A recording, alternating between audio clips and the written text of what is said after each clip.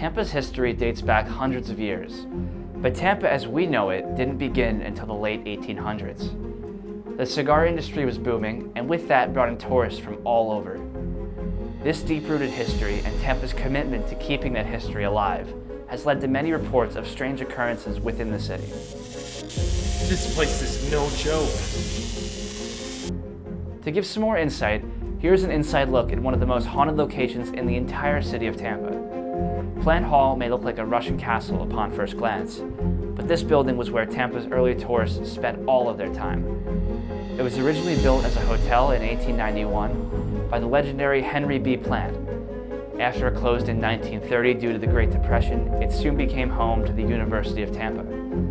Over the years, there have been numerous reports of paranormal activity by students and faculty.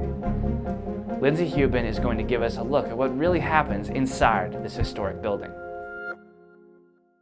Sure, my name's Lindsay Hubin. I work in the Henry Plant Museum, which is in the south wing of Plant Hall, formerly the Tampa Bay Hotel. My role at the museum is all of the marketing, communications, website, social media, operations, membership, a little bit of everything. Is the building haunted is one of the questions that we get asked most often here at the Henry Plant Museum. In my opinion, when you have a building this old with the original artwork and furniture in it that's been here for 130 years, it makes sense to me that something would be sticking around. Well, in particular, we had a mother-daughter team that would volunteer together, and they were doing a walk through the museum to make sure it was empty before closing one night, and they saw a gentleman in old-fashioned clothing as they walked by one door of a room, and by the time they got to the second door to say, "I'm sorry, sir, the museum is closing, it's time for everyone to be getting ready to leave," he had disappeared.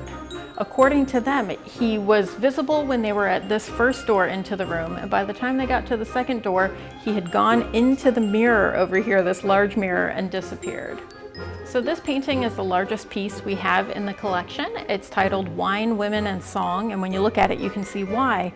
But when you look really closely, you can see that the little child here, the girl holding this piece of fruit, she has 3 hands. So there's the hand holding the piece of fruit, the hand in the center, and then there's this ghostly outline of a hand right here in the woman's cloak. Our next location is the Tampa Theatre. This theater appears to be old-fashioned on the outside. That is because it is one of the few remaining picture palaces from the 1920s still standing today. They give daily tours of the location's history, as well as special tours highlighting their most haunted elements. Tampa Theatre has been here on Franklin Street since 1926. In fact, if you draw a circle around downtown Tampa, Tampa Theatre is literally the center, the heart of downtown. And we've been projecting movies here for 95 years. Now, when we opened in 1926, of course, movies were silent. We didn't get our first talkie for almost 3 years. So in those early days, our films were accompanied by a 17-piece orchestra and the mighty Wurlitzer theater organ that is still part of the theater today. Well, we are actually quite proud of our reputation as being one of Tampa's most haunted buildings. And fortunately, that's not us saying that. That's paranormal investigators and psychics and all kinds of other people who have come through the building over the years and had experiences here. 2 of the weirdest experiences, I guess, that I've ever had. One actually happened down in one of our dressing rooms.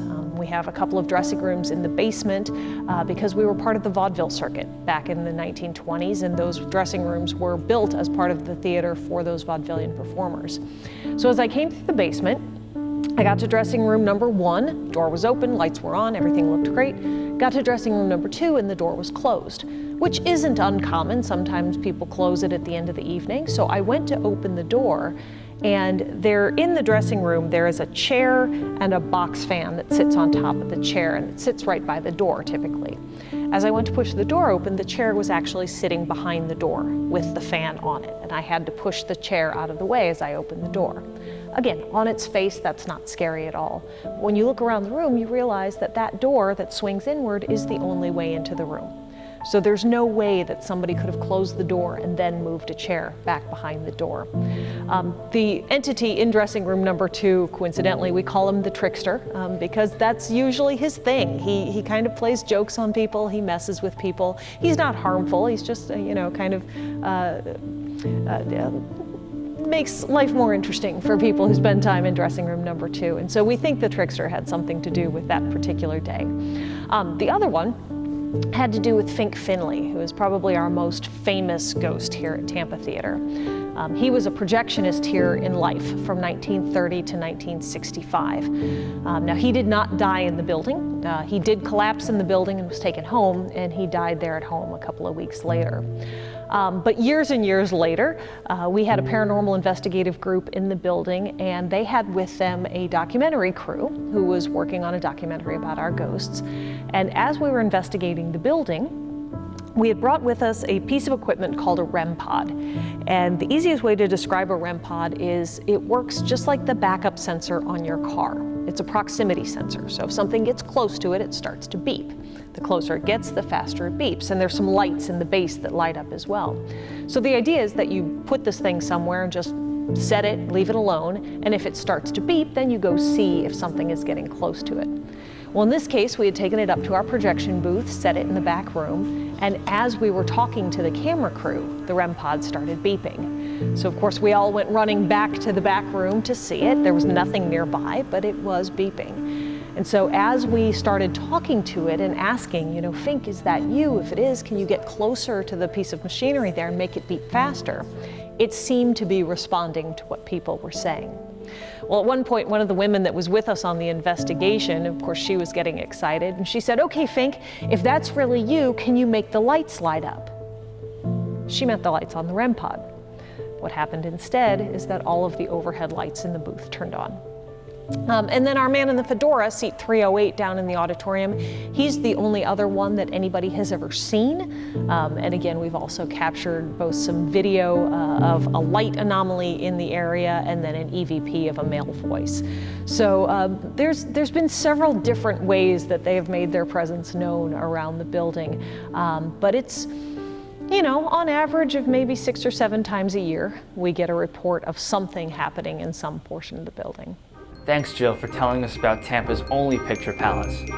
Tampa offers so many unique attractions like these. The next time you go to a new place, ask yourself, is this place haunted?